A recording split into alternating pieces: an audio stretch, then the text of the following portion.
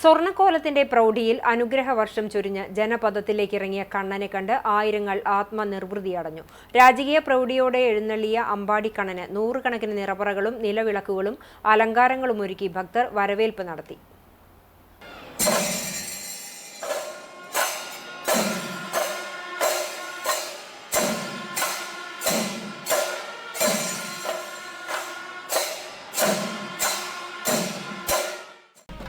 സന്ധ്യയ്ക്ക് ദീപാരാധനയ്ക്കു ശേഷമായിരുന്നു മരതകവർണ്ണൻ അഞ്ചാനകളുടെ അകമ്പടിയിൽ പുറത്തേക്ക് എഴുന്നള്ളിയത്.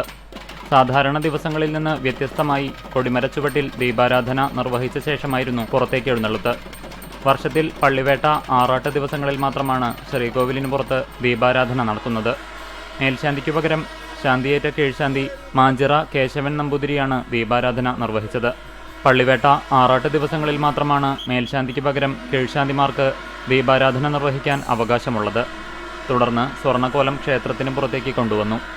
ദേവസ്വത്തിലെ ലക്ഷണമൊത്ത കൊമ്പൻ ഇന്ദ്രസൻ ശിരസ്സു നമിച്ച് സ്വർണ്ണക്കോലമേറ്റി.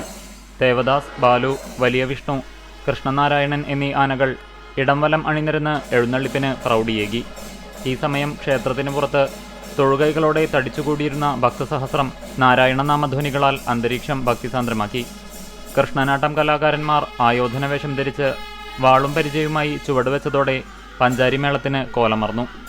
നൂറുകണക്കിന് വാദ്യകലാകാരന്മാർ അണിനിരുന്ന മേളത്തിന് മേളപ്രമാണി പെരുവനം കുട്ടന്മാരാർ അമരക്കാരനായി. വിസ്തരിച്ച പാണ്ടിമേളത്തിനു മുന്നിൽ കൊടിക്കൂറകൾ, തഴകൾ, സൂര്യമറകൾ, ഭജനസംഘം എന്നിവയും അണിനിരന്നു. എഴുന്നള്ളിപ്പിന് മുന്നിൽ ഓദിക്കൻ ഗ്രാമബലിയർപ്പിച്ച് നടന്നു.